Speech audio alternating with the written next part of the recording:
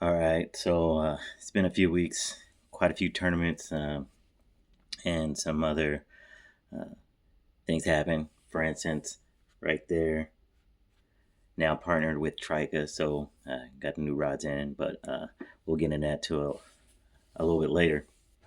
But for this, just want to recap. So it's probably been about three weeks or so, but I had a tournament at Sutherland, and it was a hot one, super hot. Um, and it was it didn't go the way I planned it. So I pre-fished the week before, um, had about say 15 pounds, and I was really confident in my bite. So much so that um, I figured if I was on the water by 6 or so, I would just go to my spot, throw some top water for an hour or so, mess around, and then get serious, catch my 15 pounds, and then weigh in because we had split weigh-ins that day. Weigh in at 11, and then be done with the tournament.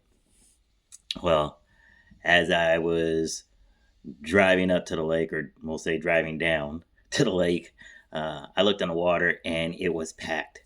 So come to find out, there was a couple other clubs that had tournaments there on the same day, and um, they opened the gates earlier than what I thought. So I was on the water probably by 6:10, and the person doing the boat inspection said they've been on the water for an hour. So people were fishing like at 5 o'clock. Is my understanding. So uh, that was that was a little tough for me to digest. And of course, as I was driving down into the lake or driving towards the lake, the spot I wanted to fish, there was boats all over. Now, uh, I don't know if they were catching them, or come to find out, they weren't really catching them off the spot, though people were there, which blessing for me, but it definitely kept me away from that area. Well, uh, got a couple small fish, um, and just struggled by the time it was 11. Like I said, it was really hot. And I was telling myself the whole time, I think I'm just going to dump my fish and then not weigh any fish for the first weigh in, and then just try to catch five in the second half of the tournament. So we weigh in at 11, and then the second weigh in's at 3. Well, I held on to those two fish, weighed them in, and I had probably like a pound and a half or something real small. I would say like 3 pounds or something like that. Well, um, sure enough, we take off after everyone's done weighing their fish for the first weigh in.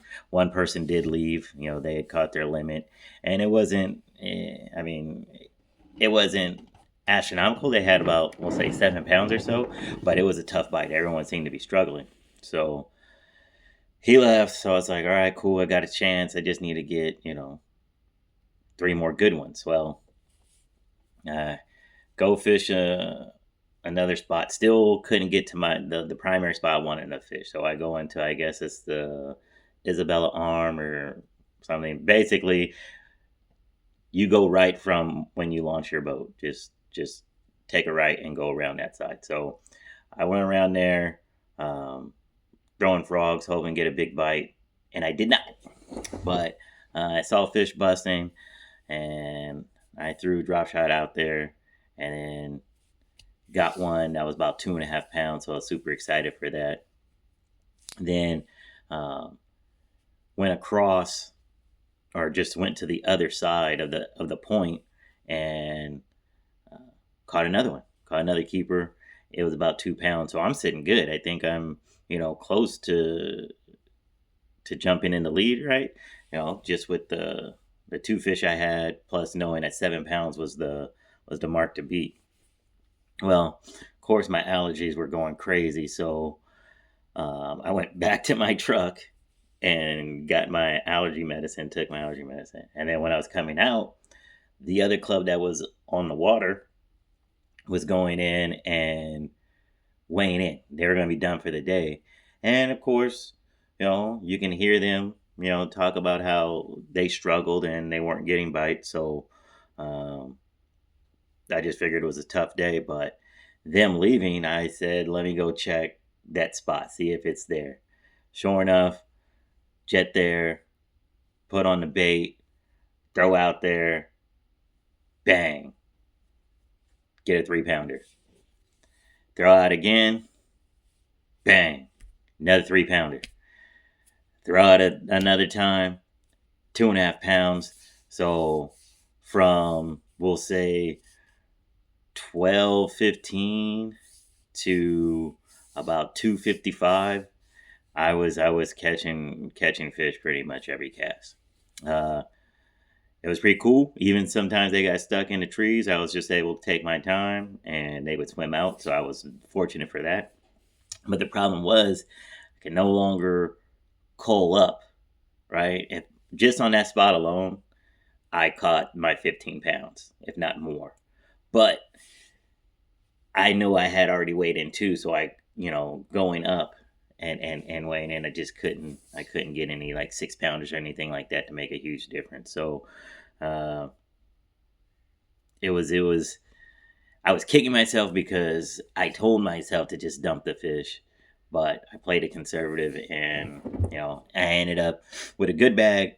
Thought I had it, but ended up in second place. All right, Tony, who won it, got on a crankbait bite on the other side of the lake, and he came in with some horses as well.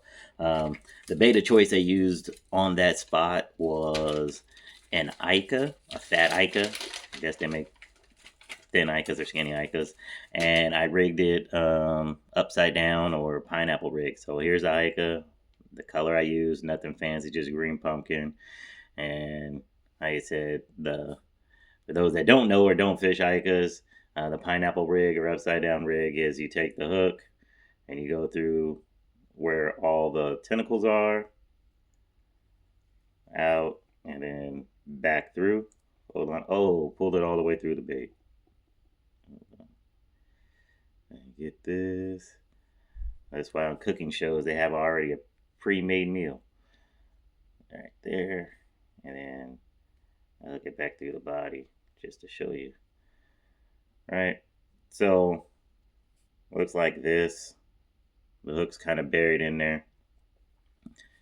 But the theory behind it is as you're working or as you pull it, it'll come back to you. It's coming back to you. And then when you stop, because of the weight of the bait and the nose, it kind of falls back towards there, back to where it was. So those old enough to remember, there was a lure called the flying lure, where you would pull it and it would glide back to the same spot. So same principle, just fatter and yeah, easier to rig than the flying lure, and still available. So that's what I was doing.